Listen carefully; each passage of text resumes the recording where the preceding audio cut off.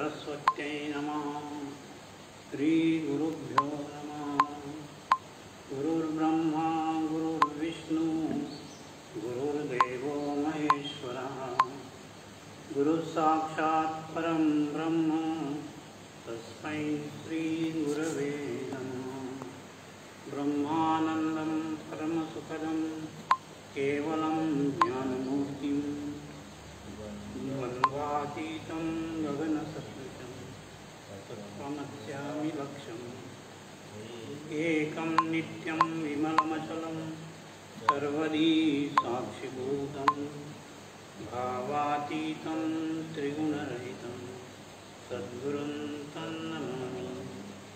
या कुन्देन्दुतुषारहारधवला या शुभ्रवस्त्रामृता या वीणावरदण्डमण्डितकरा या श्वेतपद्मासना या ब्रह्माच्युतशङ्करप्रभृतिभिर्देवैः सदा वन्दिता सा मम पातु सरस्वती भगवती विशेषजाड्यापहा। ॐ हरि ओम। ध्यान नित्यादि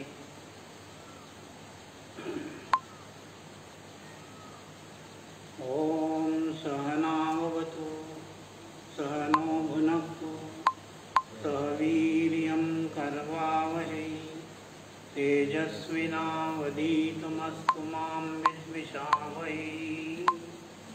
ओम शांति शांति शांति। ओम पार्थाय प्रतिबोधितां भगवतां नारायणेन स्वयं व्यासेन ग्रथितां पुराणमुनिना मध्ये महाभारतम् अद्वैतामृतवर्षिणीं भगवतीम् अष्टादशाध्यायिनीम् अम्ब त्वामनुसन्दधामि भगवद्गीते भवद्वेषिणीम्।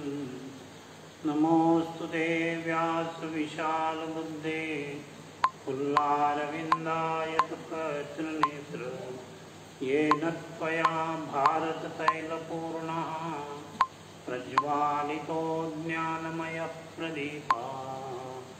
प्रपन्नपारिजाताय स्तोत्रवैत्रेयपाणये ज्ञानमुद्राय कृष्णाय गीतामृतदुहे नमः। सर्वोपनिषदो गावो दोग्धा गोपालनन्दनः पार्थो वत्ससुधीर्भोक्ता दुग्धं गीतामृतं महत्। वसुदेवसुतं देवं कंसचाणूरमर्दनं देवकी परमानन्दं कृष्णं वन्दे जगद्गुरुं। भीष्मद्रोणतटा जयद्रथजला गान्धारनीलोपला शल्यग्राहवती कृपेण वाणी कर्णेन वेलाकुला। अश्वत्थामा विकर्णघोरमकरा दुर्योधनावर्तिनी सोतीर्णः खलु पाण्डवैरणनदी कैवर्तककेशव।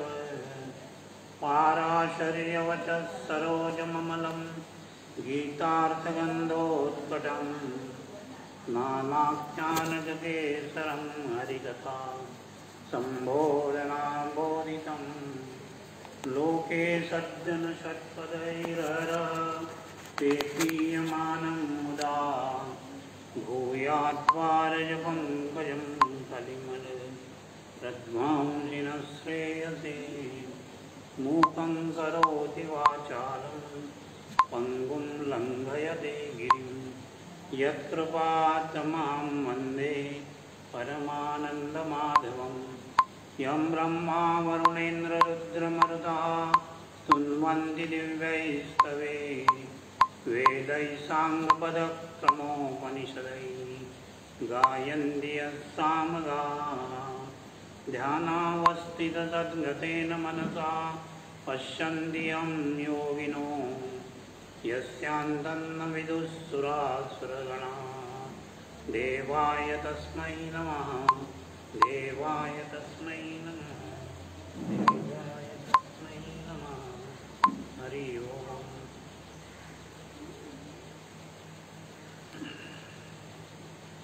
मागच्या वेळी आपण श्लोक नंबर 18 बघितला होता, तिसरा अध्याय.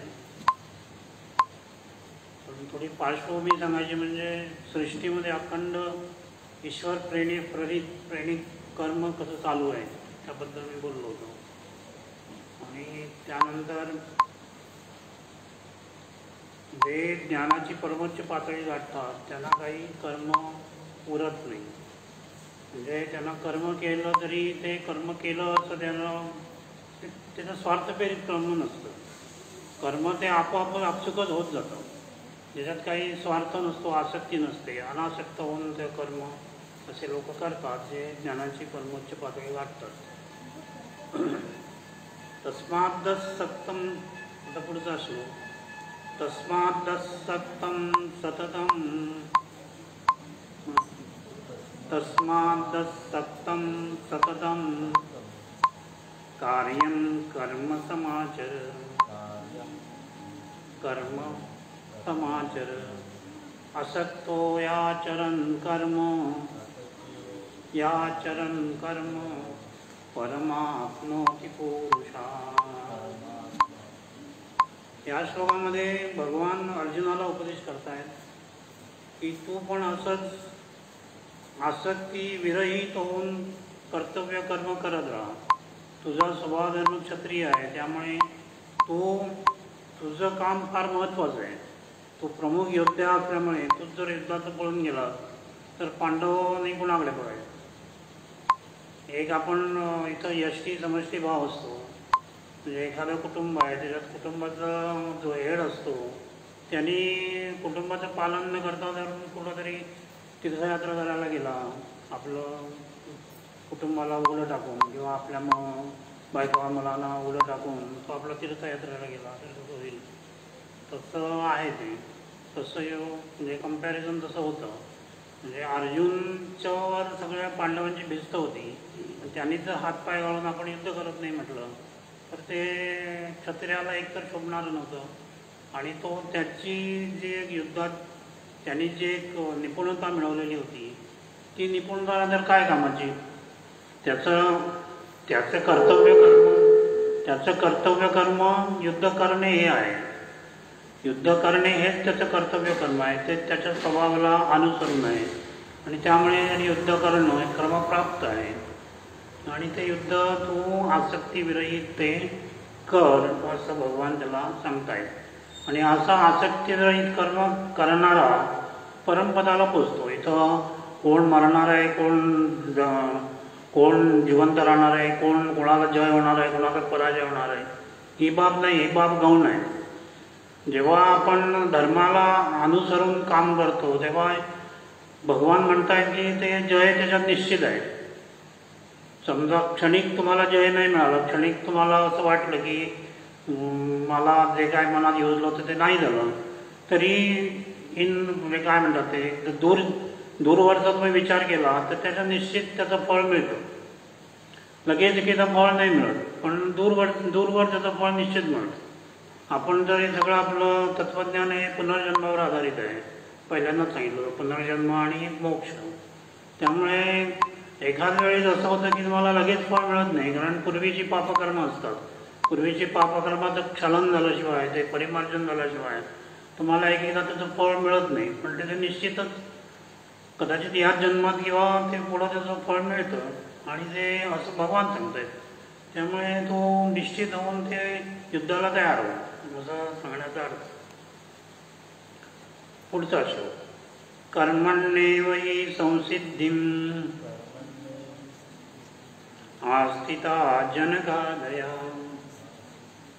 आस्थिता तुमच्याकडे पुस्तक नाही आहे ना. जनकादया लोकसंग्रामेवापि.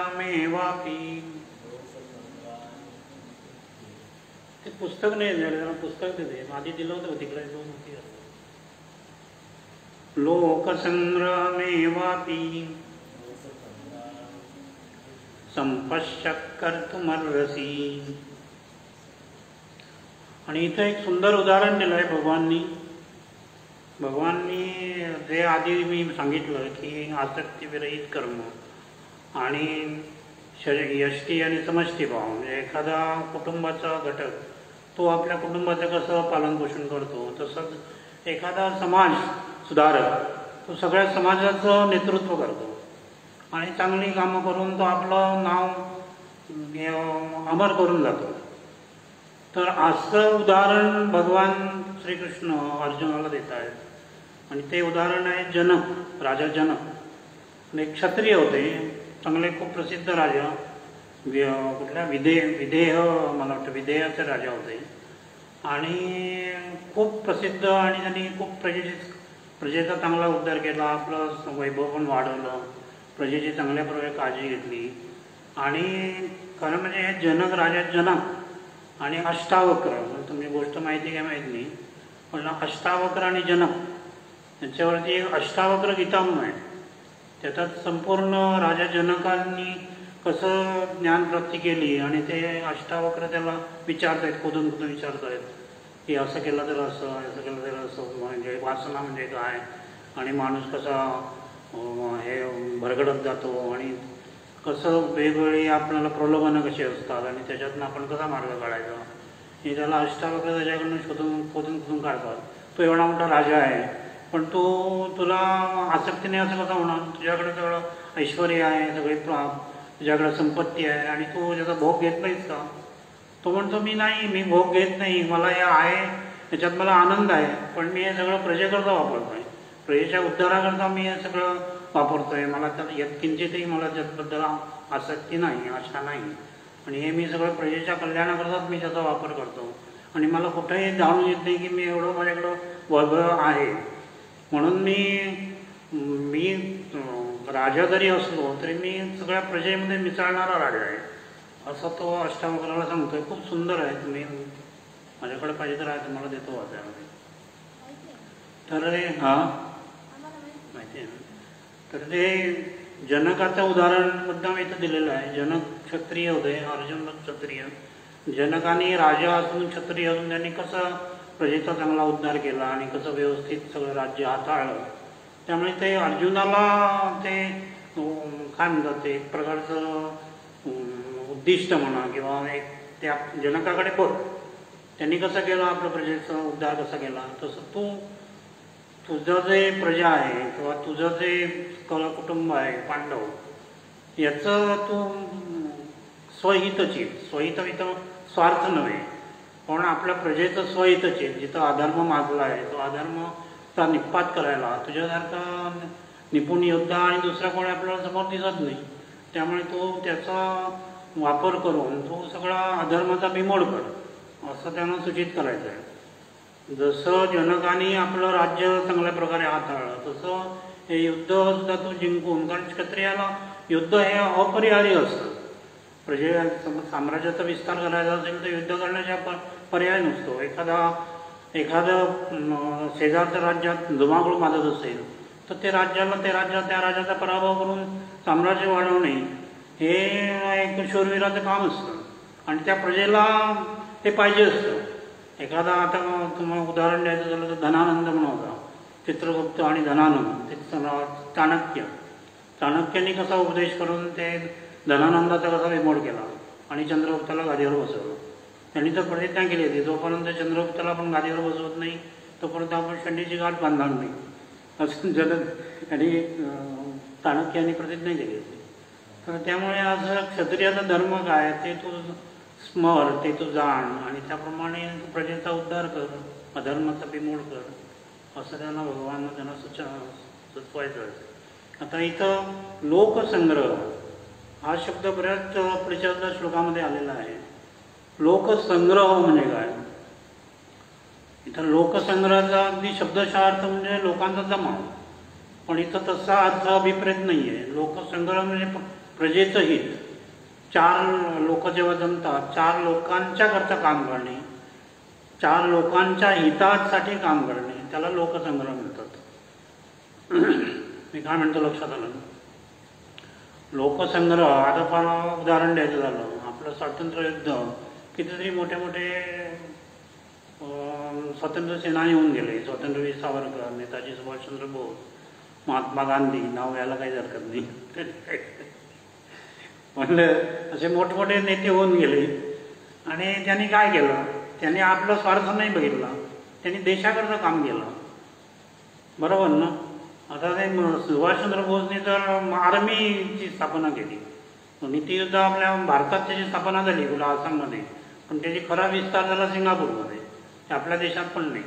आणि तिकडं बाहेर आणि ते जन्मभूमीत स्वातंत्र्य समारामध्ये त्यांनी ते जरा हे होते, जहाल विचारसरणीचे होते आणि त्यामुळे त्यांना ते मवाळ विचारसरणी त्यांना ती पसंत नव्हती आणि त्यामुळे त्यांनी एक वेगळं पाऊल उचललं होतं, चांगलं पाऊल उचललं होतं. त्या ब्रिटिशांना धडा त्यांच्यामुळेच मिळाला.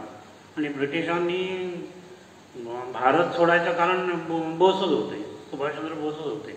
या लोकांनी किती जरी सांगितलं तरी माझा काही त्याच्यावरती विश्वास नाही. वीर सावरकर, सुभाषचंद्र बोस, असे मदनलाल धिंगरा, असे मोठमोठे ज्यांनी आपल्या प्राणावरती सुद्धा पर्वा केली नाही, त्यांच्यामुळे भारत स्वतंत्र झाला आहे. बाकीच्यांचे काम आहे, मी कमी लेखत नाही कोणाला, पण थोडंसं त्याला डिटाईने काम केलं तरच ते काम लवकर होऊन जातं. आणि दुसरं महायुद्ध पण झालं होतं. ब्रिटिशांची इकॉनॉमी थोडी कोलॅप्स झाली होती, ब्रिटिशांची इकॉनॉमी धुळीला मिळाली होती. त्यामुळे त्यांना भारत देश एवढा मोठा पोचणं आणि ते त्याचं व्यवस्थापन करणं त्यांना शक्यच नव्हतं. त्यामुळे त्यांनी 1946मध्ये ठरवलं होतं की आता जायचं इथनं, पळून जायचं आणि जेवढं लुटायचं तेवढं लुटलं होतं. ते जवळजवळ 100-150 वर्षामध्ये जेवढं लुटायचं तेवढं लुटून त्यांनी मोकळं केलं होतं, भारत सगळा खलास करून टाकला.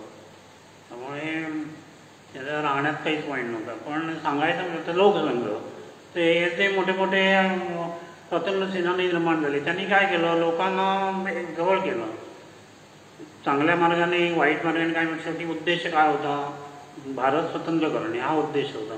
त्यामुळे काही जहाल विचारसरणीचे, काही मवाळ विचारसरणीचे, पण या लोकांनी नेतृत्व करून सगळ्या लोकांना जमवलं आणि काय शेवटी तो मुवमेंट चालवली आणि शेवटी भारत स्वतंत्र झाला. हे एक मोठं उदाहरण आहे आपल्याकडे. पण असं तुम्ही गावोगावी किंवा आता स्वातंत्र्यानंतरही अशी उदाहरणं देता येतील की ज्यांनी जनतेचं नेतृत्व केलेलं आहे. जयप्रकाश नारायण, जयप्रकाश नारायणनी केवढी मोठी मुवमेंट उभारली. जेव्हा इमर्जन्सी लादली गेली तेव्हा जयप्रकाश नारायणमुळे इमर्जन्सी उठवावी लागली. त्यांनी केवढं मोठं आंदोलन केलं, केवढा मोठा म्हणजे समाज त्यांनी एकत्र केला. तशी बरीच इव्हन आपल्या खेडोपाडीचं अशी उदाहरणं आहे. इव्हन मी तर म्हणतो की यष्टी ते समष्टी, एखादा कुटुंब असं असतं की 10 पिढ्या सुद्धा आपण त्याचं नाव विसरू शकत नाही. एखादा असा करता माणूस आपल्या पिढीमध्ये होऊन गेला असतो की तो 10 पिढ्या सुद्धा आपण त्याचं नाव विसरू शकत नाही. असं एखादा फार त्यांनी एवढं काम केलेलं असतं, विसरू शकतच नाही.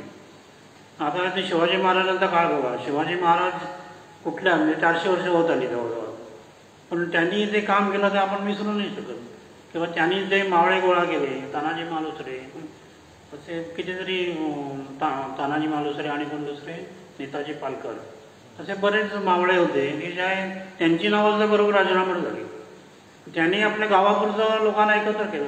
शिवाजी हे मोठं नेतृत्व होतं, मोठे नेते होते, पण गावापुरते बोलायचं झालं तर असे छोटे मोठे खूप नेते होते आणि त्यांनी शिवाजीला मदत केली किंवा पाठिंबा दिला आणि त्यामुळे शिवाजीचं नाव मोठं झालं. त्यामुळे असे यष्टी ते समष्टी असं हे कायम चालू असतं. म्हणजे व्यक्तिगत एखादी लिडरशिप आणि सामूहिक लिडरशिप, याच्यातनं व्यक्तिगत लिडरशिपमधनंच सामूहिक लिडरशिप जन्म घेते. आता जर तुम्ही जर बघाल, एखादा ग्रामपंचायतीचा सरपंच, तो पंचाचा सरपंच होतो, सरपंचाहून झाला की 2-3 वेळा सरपंच झाला की तो MLAला उभा राहतो. MLAला बहुतेक म्हणजे तेवढा त्याचा तो पॉवर असेल, तेवढा त्याचा लोकसंग्रह असेल, लोकांचा सपोर्ट असेल, निवडून पडेल. पण बरेच हे असे त्यांची हे उत्कर्ष चालू असतो. म्हणजे पंचामधून सुरू करतात किंवा त्याच्याही अगदी कमी लेवलपासून सुरू करतात आणि MLA किंवा कुठं मिनिस्टर पण होतात.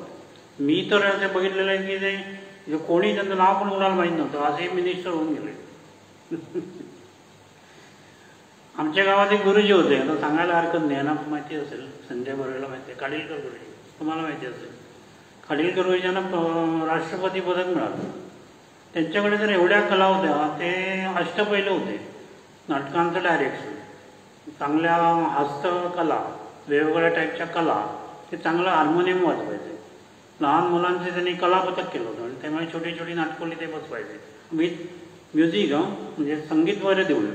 संगीताचं बऱ्यापैकी त्यांना ज्ञान होतं, म्हणजे असे क्लासिकल वगैरे शिकलेलं नव्हतं ते, पण फर्स्ट क्लास अगदी पाहिजे तेवढं पेटी वाजवायचे, चांगलं चित्र काढायचे, चांगल्या वस्तू बनवायचे. शिक्षणात तर तरबेज होतेच, म्हणजे जे काय मराठी भाषेवर त्यांचं जे काय एवढं प्रभुत्व पाहिजे, पण ते प्राथमिक शिक्षक होते. पण नाव मोठं करून गेलं ते. त्यांना शेवटी राष्ट्रपती पदक मिळालं. ते गोवा लिबरेशन मुवमेंटमध्ये पण होते. त्याच्या पायावर त्याच्या बंदुकीचं हे झालं होतं, गोळी झाडली गेली, त्यामुळे ते लंगडत चालायचं. पण अफाट व्यक्तिमत्व, तुम्हाला माहिती असेल. तर अशी एखादी व्यक्ती असते की जी नेतृत्व करते, आणि तेच लोकसंग्रह म्हणजे तेच आहे, जे आपले ज्यांच्यामागे लोक जमतात, त्यांचं काय स्वतः स्वार्थ नसतो. ते स्वार्थाकरता आपल्या स्वार्थाकरता काही करत नाहीत. ते समाजहितच हा त्यांचा मेन त्यांचा मुद्दा असतो. समाजहिताकरतात ते वावरतात, आणि एखाद्या गावापुरता किंवा एका तालुक्यापुरता किंवा जिल्ह्यापुरता किंवा आपल्या स्टेट करता, राज्याकरता आणि देशाकरता किंवा इव्हन जगभरचं नाव लावणारे आहेत. ते लोकसंग्रहाचा अर्थ असा खूप मोठा आहे. आणि हे लोकसंग्रहाकडे पाहुणी कर्म करणे, त्यामुळे हे करणे योग्य आहे असं भगवान सांगत आहेत.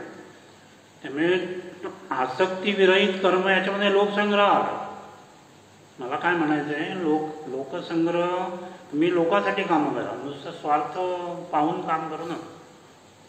आता याचा अर्थ असा नव्हे की तुम्ही फक्त फुकट कामं करा. तो या आपली संसार सांभाळून सुद्धा हे कामं करता येतात. तसे बऱ्याच मी जी उदाहरणं दिली आहेत त्या लोकांनी हेच केलं आहे. आपला संसार सांभाळूनच त्यांनी बाकी सगळे लोकसंग्रहाची कामं केलेली आहेत. लोकसंग्रह म्हणजे जनहिताची कामं केलेली आहेत, आणि ते करता येतं. इथं असं नाही की नुसतं तुम्ही सगळीकडे फक्त इकडे तिकडे हेलपाटे मारा आणि नुसतं फुकट कामं करा, असं नाही मला म्हणायचं. तर हे शक्य होतं. आता पुढं त्याच्या पुढचा श्लोक तर अतिशय महत्त्वाचा आहे. आणि बहुतेक जण तुम्ही पेपर जर कधी वाचलात तर पेपरात हा श्लोक असतो. तो भारताचं जो माणूस खूप काहीतरी करून गेला असं आपल्याला वाटतं. ॲक्च्युली तो करता असतात, पण नाही असं नाही. काही जण 10 पैकी एखादा असतो, पण 9 जण हे नुसतेच त्या श्लोकापुरतंच त्यांचं नाव असतं. तर हा पुढचा जो श्लोक आहे, यत् यत् चरती श्रेष्ठ तत्तदेवेतरो जनः स यत्प्रमाणं कुरुते लोकस्तदनुवर्तते. इथं असं सांगितलं आहे की जो श्रेष्ठ माणूस असतो, जो कर्ता माणूस असतो किंवा जो थोर माणूस असतो, आणि हे कुटुंब, आता मला आता जे सांगितलं त्याचंच पुनरावृत्ती आहे.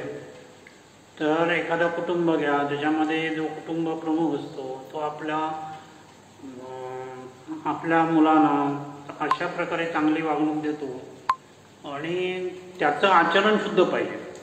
तो आपल्या आचरणाचा एवढा आदर्श घालून देतो की ते पुढची पिढी त्याच्याकडे बघतात की माझे वडील असे होते, माझे आजोबा असे होते, असं एक कौतुकाने सांगतात. असं बऱ्याच घरात मी बघितलं आहे की तुम्ही जर बघितलं असणार की माझे आजोबा असे होते, ते एवढे स्ट्रिक्ट, म्हणजे ते शिस्त अगदी कडक होती त्यांची. ते सकाळी 5ला उठायचे, आणि म्हणजे मी माझं सांगत नाही, मी उदाहरण म्हणून सांगतो.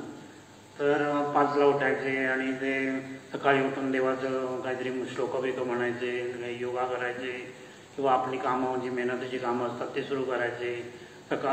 दुपारी पूजा करायचे दररोज, अगदी वक्तशीरपणे. संध्याकाळी स्तोत्र म्हणणे, आणि ते मुलांना बसून स्तोत्र म्हणतात. असं बऱ्याच घरात मी ऐकलं आहे. आता ही प्रथा बंद झाली. आमच्या वेळी होतं, आम्ही लहानपणी असताना शुभंकरोती स्तोत्र वैत्र सगळे आम्ही म्हणायचो. रामरक्षावरी मला अजून पाठ आहे, लहानपणी म्हटलेली अजून पाठ आहे. तर सांगायचं म्हणजे जो कुटुंबात एखादा जो माणूस जो असतो त्याने आपल्या आचरणाने सबंध कुटुंब घडवायचं असतं. यद्यद्याचरती श्रेष्ठ, तुमच्या आचरणाने तुम्ही श्रेष्ठ व्हा. तुमचं आचरण जर चांगलं असेल, शुद्ध असेल, पवित्र असेल, तर तुमची पिढी चांगली होते. आणि नुसती पिढी म्हणजे कुटुंब म्हणतो मी. पण तसंच जर एखादा नेता तो जर आपल्या चांगल्या आचरणाने, चांगल्या नीतीने म्हणा किंवा चांगलं त्याचं पवित्र आचरण असेल, तर लोक त्याच्याकडे सांगायची गरज नाही, ते लोक धावून त्याच्याकडे जातात. उदाहरण द्यायचं तर विवेकानंद एवढी त्यांना जगप्रसिद्धी मिळाली की जगातले लोक त्याच्याकडे त्यांच्याकडे यायचे. त्यांना फॉलोअर जे मिळाले, म्हणजे त्यांचे शिष्य जे मिळाले, ते सगळे जगभरचे शिष्य होते. भगिनी निवेदिता, तुम्ही नाव ऐकलं असणार. भगिनी निवेदिता ही फॉरेनर होती, UK ब्रिटिश होती. तर असे त्यांना बरेच असे शिष्य मिळाले. पण त्यांनी ज्या हाल अपेक्षामध्ये भारतीय तत्त्वज्ञान अमेरिकेत त्याचं त्यांनी सादरीकरण केलं, त्याला काय तोडच नाही. म्हणजे आज जवळजवळ 126 वर्ष आहे. 1896 म्हणजे जवळजवळ 124 वर्ष होत आले.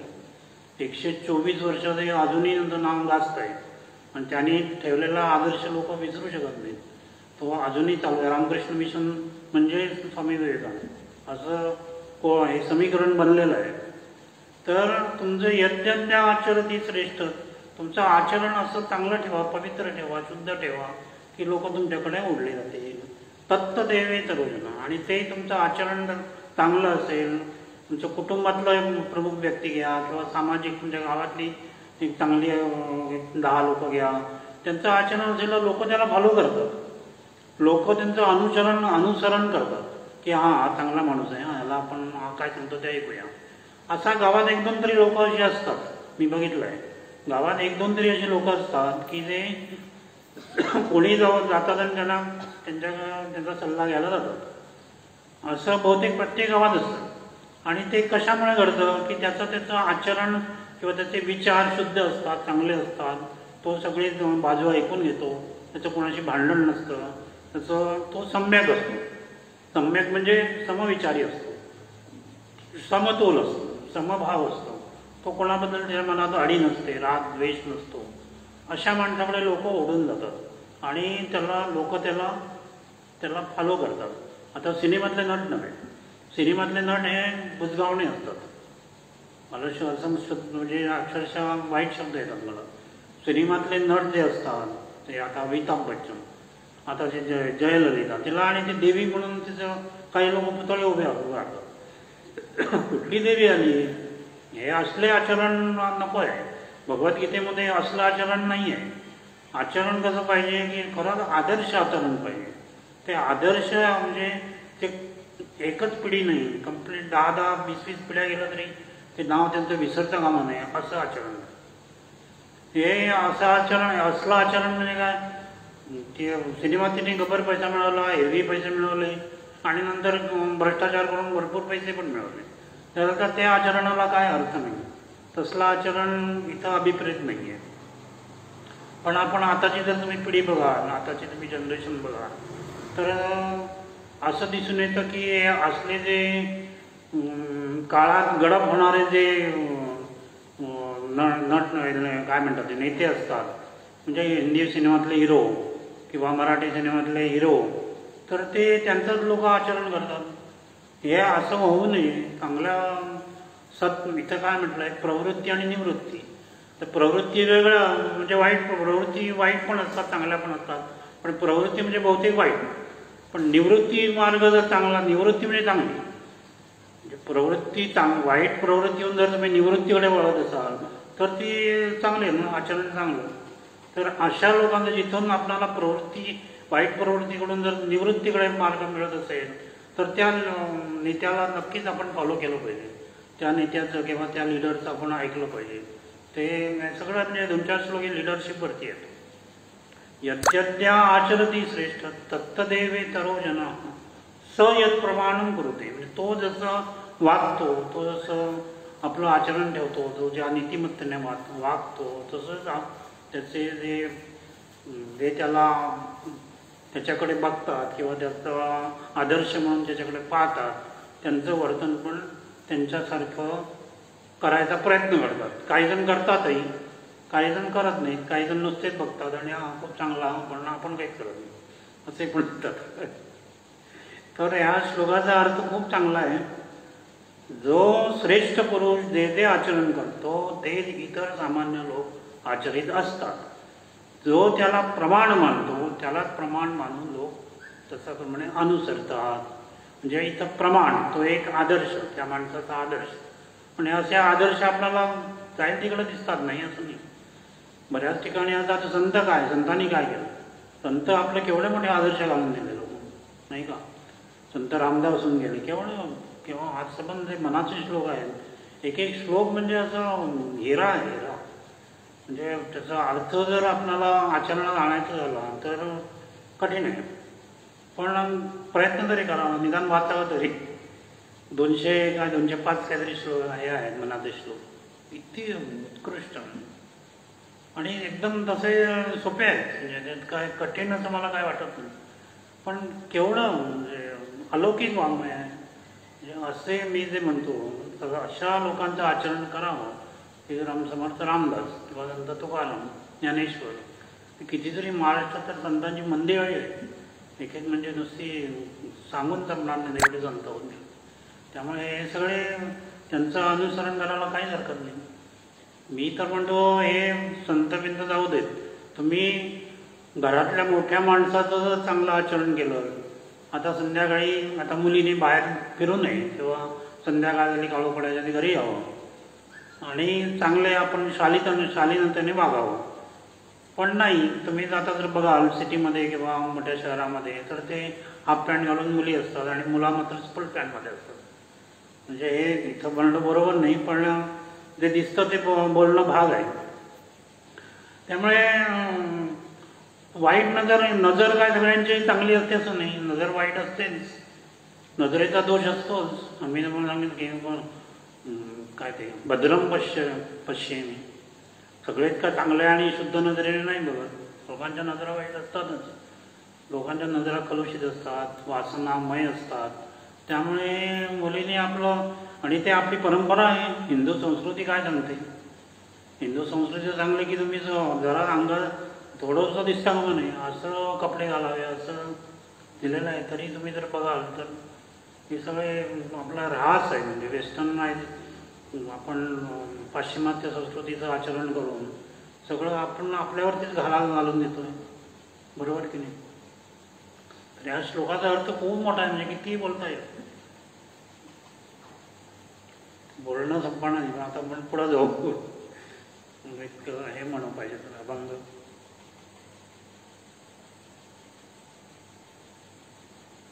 अधरम मधुरम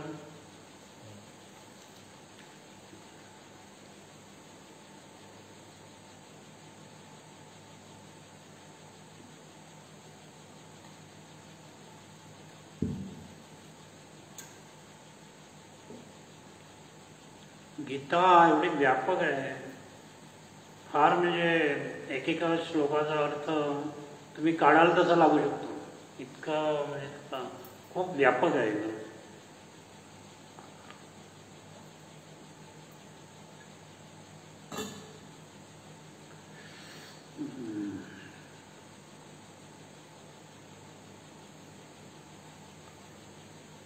अधरम मधुरम वदनम मधुरम, अधरम मधुरम वदनम मधुरम, नयनम मधुरम हसितम मधुरम, नयनम मधुरम हसितम मधुरम, हृदयम मधुरम गमनम मधुरम, हृदयम मधुरम गमनं मधुरम, मधुराधिपते रखिलं मधुरम, मधुराधिपतेरखिलं मधुरम, वचनं मधुरं चरितं मधुरं, वचनं मधुरं चरितं मधुरं, वसनं मधुरं वलितं मधुरं, वसनं मधुरं वलितं मधुरं, चलितं मधुरं भ्रमितं मधुरं, चलितं मधुरं भ्रमितं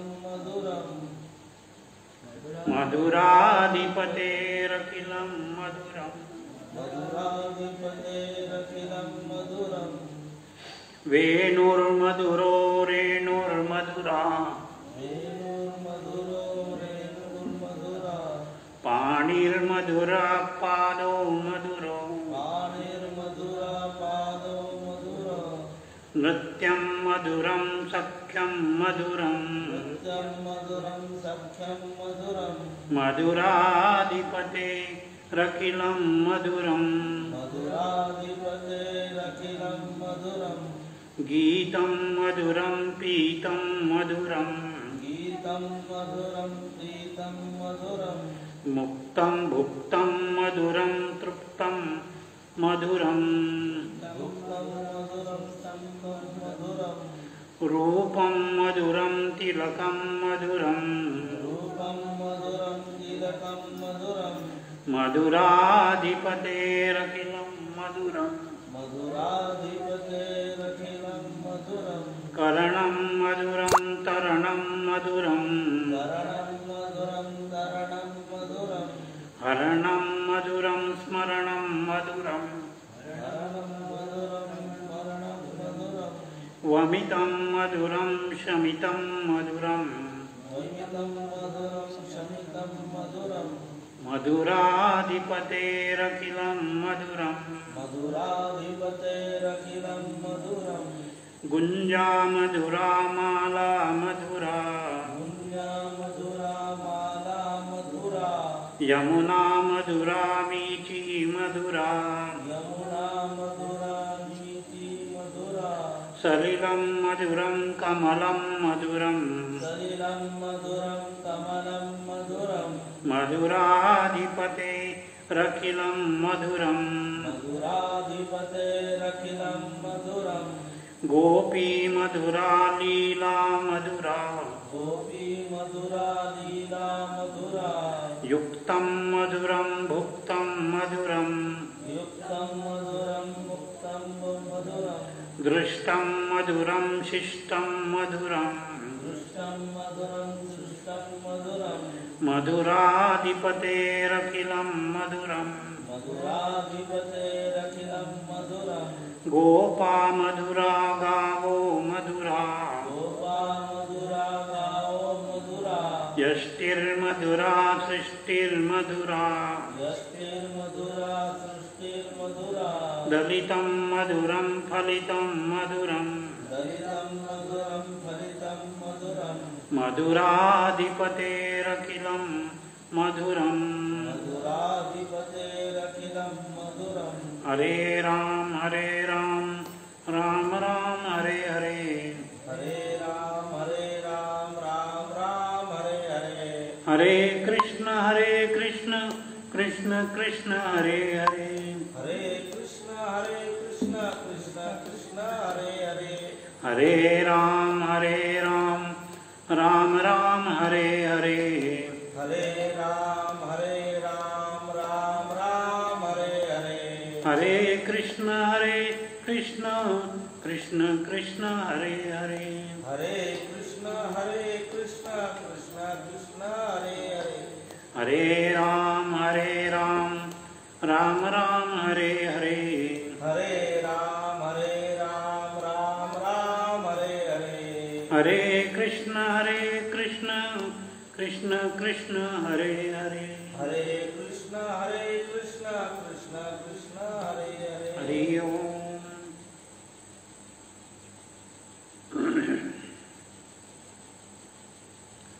न मे पार्थास्ति कर्तव्यम् त्रिषु लोकेषु किंचन नानवाप्तव्यम् अवाप्तव्यम् वर्त एवचि कर्मणी। इथं भगवान स्वतःला म्हणतायत की तिन्ही लोकात मला काहीही कर्तव्य नाही. कर्तव्य नाही म्हणजे कर्म पण नाही, तरी मी कायम कर्म करत असतो. आता हे सगळं मूळ सूत्रधार कोण आहेत? भगवानच आहेत. महाभारतामध्ये जर तुम्ही बघाल राहील तिथं सगळं सूत्र हलवणारे भगवानच आहेत. कर्म कोण करतंय? इनडायरेक्टली कर्म भगवानच करतायत. आणि कशाला करतायत? जे अधर्म आहे ते त्यांना बघवत नाही. त्याचा अवतारच त्याकरता आहे ना. त्यांचा अवतारच अधर्माला संपायचा आहे. अधर्म सगळ्या प्रजा ॲक्च्युली सांगायचं म्हणजे पहिल्यांदा तुम्ही सांगितलं होतं की सृष्टी जेव्हा निर्माण झाली तेव्हा सृष्टीचे निर्माण करायचं प्रयोजन काय होतं. हे सृष्टी आणि जे सृष्टीमधले ते जीव आहे त्यांनी एकमेकांचा उद्धार करावा. एकमेकांचा उद्धार करावा म्हणजे धर्माने वागवून उन्नती करावी असं त्याचा असा उद्देश होता. मोठा उद्देश तो होता. पण जीव काय करायला लागले, आपापसात काढण्याला लागले. त्यातल्या त्यात आपला मनुष्य जीव. बाकीचे प्राणी तर ते त्यांना काय बुद्धी एवढी दिलेली नाही. बुद्धी फक्त माणसालाच आहे. प्राण्यांना काय बुद्धी नाही. त्यांचं फक्त 3 कामं असतात, झोपणे, मैथून आणि जेवण, अन्न, भक्ष्य. आणि ते भक्ष्याकरता दुसऱ्याचा जीव पण मारायला ते मागं बघत नाही. आता सिंह बघा, सिंह अटॅक करूनच आपलं भक्ष्य मिळवतो, दुसऱ्याला मारूनच आपलं भक्ष्य मिळवतो. त्यामुळे त्यांना तेवढंच माहिती आहे. 3च गोष्टी त्यांना माहिती आहेत.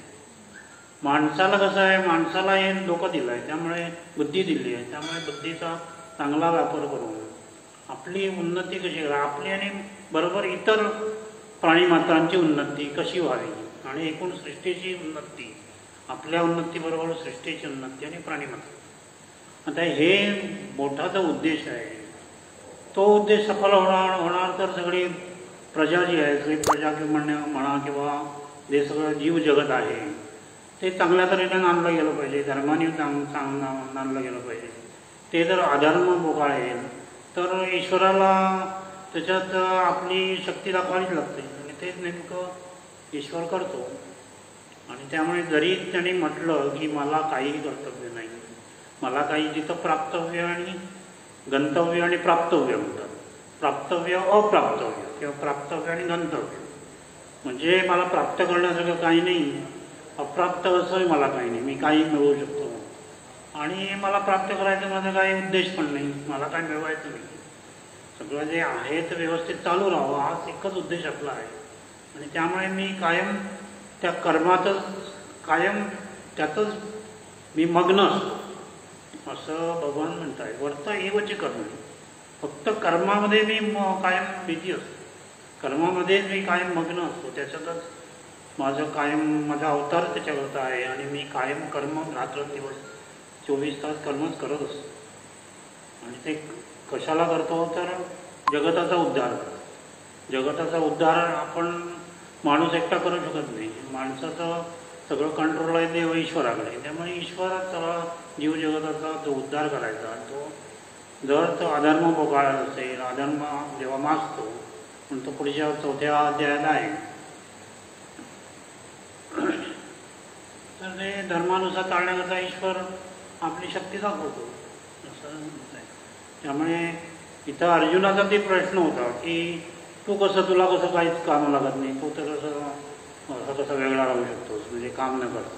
नाही, तो म्हणतो मला काही मिळवायचं नाही आणि मला प्राप्तव्य काही नाही आणि गंतव्य पण काही नाही, मला कशामध्ये इंटरेस्ट नाही, मला आसक्ती तर मुळीच नाही.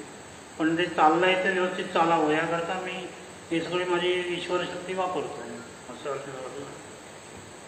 त्यात अर्जुन पण आला. यदि ऐरय्यन्न वर्तेयं जातु कर्मण्यतन्द्रिताः मम वर्तमान वर्तन्ते मनुष्या पार्थ सर्वशः. इथं मोठं एक हे आहे, तत्व सांगितले त्यांनी. इथं कर्मण्य तंद्रिता म्हणजे मला तंद्री लावून जर मी बसलो, काहीच कर्म न करता मी जर तंद्री लावून बसलो तर झोपलेलेच होते ना, शेषशाही होते. जेव्हा सृष्टी निर्माण व्हायच्या आधी जे मोठा जो जला काय म्हणतात त्याला, जल होतं, सगळं हे जल होतं, पृथ्वी वगैरे काही नव्हती, सगळं जलाने नसलेलं. आणि शेषशाही म्हणजे सगळे शेष ते आराम पडलेले होते भगवान, त्यामुळे ते आरामच करत होते. पण जेव्हा त्यांनी हा अवतार घेतला तेव्हा जर त्यांनी ते मी शेषशाही येऊन मी झोपून राहणार असं म्हटलं तर मग ते त्या अवताराचा उपयोग काय. त्या अवताराचा उद्देश काय, अवताराचा उद्देश काय सफल होणार नाही. त्यामुळे भगवान म्हणताय की जर मी हे आळस सोडून कर्मात रत राहिलो नाही, म्हणजे मी जर झोपून राहिलो तर काय होईल, लोकही तसं माझं अनुवर्तन करतील, माझं अनुकरण करतील आणि लोकही मी अधर्म आणि बोकाळेल. त्यामुळे लोक काही काम करणार नाही. त्यामुळे मलाही काम करणं भाग आहे. आणि परमेश्वर असल्यामुळे, सगळ्यांचा नियंता तो असल्यामुळे ते कर्म ते ईश्वर करतात, आपल्या उद्धार करतात. ईश्वराला काही मिळवायचं नसतं, सगळं आपलं आणि मात्रांच्या सृष्टीच्या उद्धाराकरता ते. म्हणून आता बघा तुम्ही, आता पाऊस अवेळी कधी पाऊस पडतो किंवा कधी भूकंप होतात, ते सगळं ईश्वरपणीतच आहे. आणि आपला बॅलन्स बरोबर राखला जातो. शेवटी निसर्ग म्हणजे काय, हे ईश्वराचंच रूप आहे. पुढे उच्छिद्येयुर्मे लोका न कुर्यां कर्म चेदहं शंकरस्य च कर्ता स्याम् उपहन्यामि मा प्रजाः. त्याचा पुढचा भाग आहे, म्हणजे मी जर कर्म केलं नाही, मी जर आज काय म्हणतात ते आळशीपणाने झोपून राहिलो, शेषशाही जर कुठलं तरी एक जागा बघितली चांगली आणि तिथं झोपून राहिलो तर काय होईल, अधर्म आणि बोकाळेल. अधर्म बोकाळ्यांचं तर यादवी होईल, युद्ध पेटतील, एकमेकांचं म्हणजे जे हिंसाचार बळावेल, नको ती लोक कर्म करायला लागतील, एकमेकांच्या बायका पळवतील. वर्णसंकर पहिल्या अध्यायात सांगितलं होतं, वर्णसंकर होईल. जेव्हा सगळे पुरुष मारले जातात तेव्हाची परिस्थिती तशी होती, बायका काही जात नव्हत्या, बायका घरी असायच्या. त्यामुळे समजा पुरुष मारले गेले तर बायका विधवा झाल्या, त्या बायकांना कोण जे जिंकलेले असतात ते त्यांना पळवून न्यायचे किंवा त्यांच्यावरती अत्याचार करायचे. मग प्रजाची निर्माण होईल ती काय झाली, ती दूषित झाली. आणि असे प्रकार थोड्या प्रमाणात झालेले आहेत, गोव्यात पण झालेले आहेत. 400-500 वर्षी जेव्हा इथं फोर्सफुली काय म्हणतात ते कन्व्हर्शन, म्हणजे धर्म बदल, ख्रिस्ती लोकांनी हिंदू धर्मावरती अत्याचार करून बरेचसे लोकांना बाटवलं. आणि ते बाटल्यानंतर लोक पण तसेच होते. लोकांची तेव्हाची समजूत काय होती, विहिरीत ब्रेड टाकला किंवा विहिरीत काहीतरी मांस टाकलं की त्या विहिरीचं पाणी हिंदूंनी मग वापरायचं नाही, अशी तेव्हा परिस्थिती होती. त्यामुळे ते पाणीची विहीर बाटली, ती विहीर पाणी प्यायला लागत ख्रिस्ती झाला. अशी काहीतरी खोळ्या समजुती पण होत्या. आणि एखादा म्हणजे हे कंट्रोल नसल्यामुळे काय म्हणतात ते ॲडमिनिस्ट्रेशनचा कंट्रोल नसल्यामुळे, ॲडमिनिस्ट्रेशन करणारे तेच पृथ्वी, त्यामुळे ते हिंदूंच्या बायका पळवत. ते आफ्रिकेतनं लोक आणले होते इथं एक सुरक्षा म्हणून. त्यांच्या आफ्रिकेमध्ये पण त्यांचे काही देश होते त्यांच्या ताब्यात, तर तिकडनं तुम्हाला माहिती असेल खापरी लोक आणले होते. तर ते खापरी लोक हे आमच्या बायकांना पळवायचे आणि त्यामुळे ते अशी दूषित प्रजा निर्माण झाली. असं बघायला आहे काही ठिकाणी असं दिसतात तुम्हाला, म्हणजे काळे एकदम बेरड कसे दिसतात, ते सगळं बाटलेले लोक आहेत. म्हणजे त्यात वर्णसंकर झालेलं आहे. म्हणजे काही तुम्हाला बघाल तर तुम्ही काही फेअर, आपण कसं असतो थोडासा गव्हाळी रंग असतो, ते एकदम पांढरे पट्ट तरी दिसतात किंवा एकदम काळे पट्ट तरी दिसतात. हे असं वर्णसंग त्या चालीरीती बदलतात, सगळे संस्कार बदलतात. त्यामुळे असं इथं कितीतरी उदाहरणं आहेत की हिंदूंच्या बायकांनी ख्रिश्चनावर लग्न केलेले आहेत, काही जाऊन पोर्तुगेलमध्ये जाऊन सेटल झालेले आहेत. ते सगळं वर्णसंकर, सगळे प्रजादूषित होते. आणि त्यामुळे त्याचा जो इतर समाजावरती पण त्याचा परिणाम होतो. इतर लोक त्याचा फॉलो करतात आणि जे फॉलो करत नाही त्यांना ते एक प्रकारचे इमिटेशन वाटतं, त्यांना बघा ते अट्रॅक्शन वाटतं. आता तुम्ही जर अमेरिकेत सेटल झालेले लोक, आपले लोक पण आहेत अमेरिकेत जाऊन सेटल होतात, पण ते जर तुम्ही बघाल ते मुलं बाळ जर तुम्ही जर बघाल, ती मुलं बाळांना आईवडिलांबद्दल फारसं काही प्रेम नसतं. हे मी बघितलेलं आहे. म्हणजे आमच्या ओळखीत सुद्धा बरेच असे लोक अमेरिकेत वगैरे जाऊन राहिलेले आहेत. त्यांना आईवडिलाबद्दल आपल्या फॅमिलीबद्दल काय फारचं प्रेम नसतं. ते जरा मोठे झाले की कुठंतरी हॉस्टेलमध्ये शिकायला जातात, हॉस्टेलमध्ये राहतात, काहीतरी इकडे तिकडे कामं करतात, कुठं हॉटेलमध्ये सुद्धा कामं करतात, काही कामं करतात, पुढं रस्ते साफ करायचे, काही वाटेल ते कामं करतात पैसे मिळवण्यासाठी. आणि काय म्हणजे ना आचार विचार फ्री, म्हणजे सगळं काय म्हणतात ते स्वेच्छाचार. मी म्हणेल तसं मी वागणार. त्याच्यातनं हे सगळं प्रजादूषित होते. त्यांनी म्हटलं आहे की संकरस्य करता असत्या, त्यामुळे सगळं विचित्र सगळं दूषित होईल. म्हणून मी अवतार घेतो आणि अधर्माचा बिमोड करून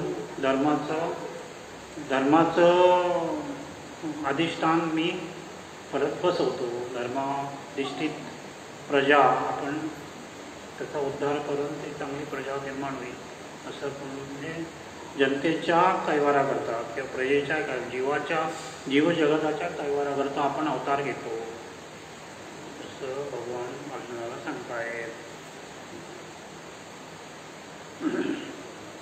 सक्ता कर्मण्य विद्वांसो यथा कुर्वन्ति भारत कुर्याद् विद्वांस तदा सक्तः चिकीर्षो लोकसंग्राम.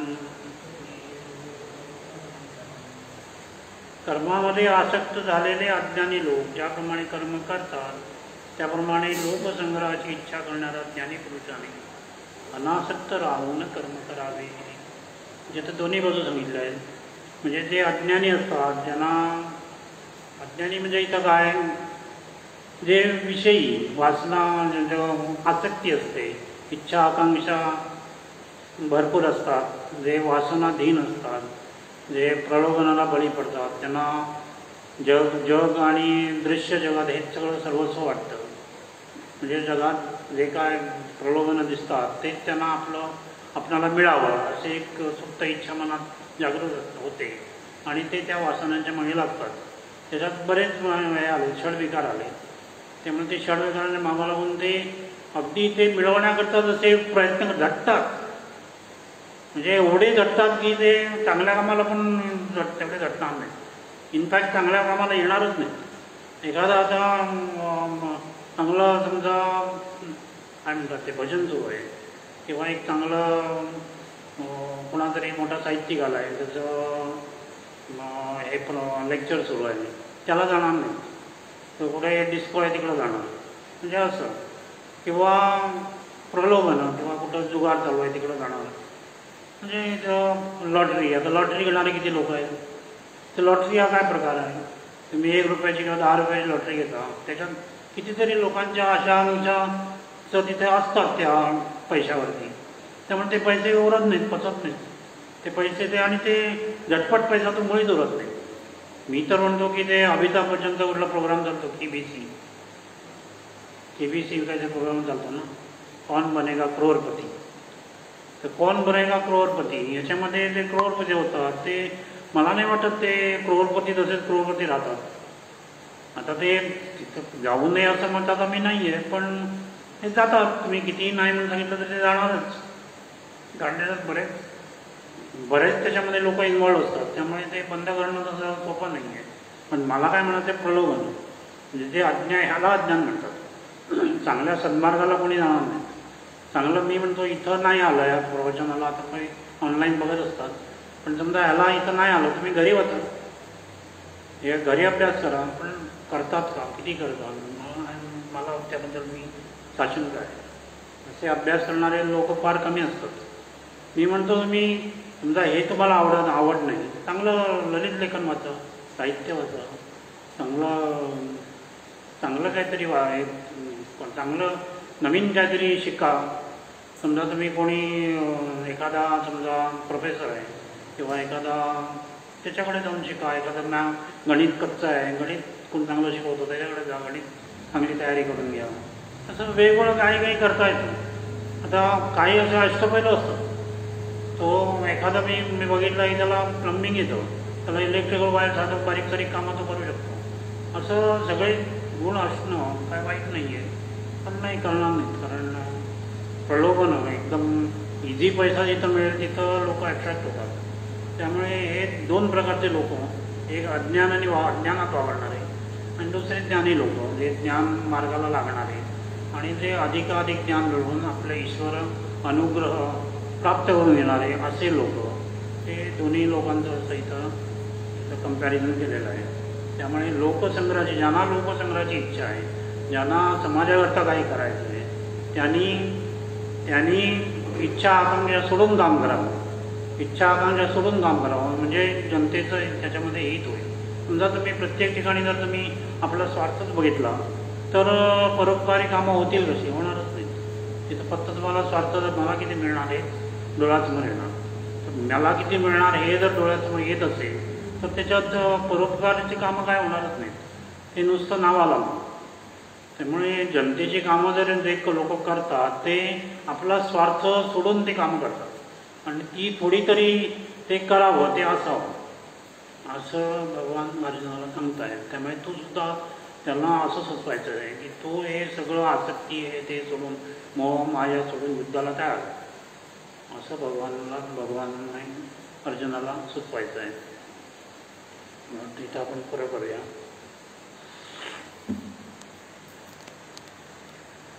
श्री कृष्ण गोविंद हरे मुरारे, श्री कृष्ण गोविंद हरे मुरारे, हे नाथ नारायण वासुदेव, हे नाथ नारायण वासुदेव, एकमात स्वामी सखा हमारे, एकमात स्वामी सुखा हमारे, हे नाथ नारायण वासुदेव, हे नाथ नारायण वासुदेव, बंदिग्रह के तुम अवतारी, बंदीग्रह के तुम अवतारी, कहीं जन्मे कहीं पीले मुरारी, कहीं जन्मे कहीं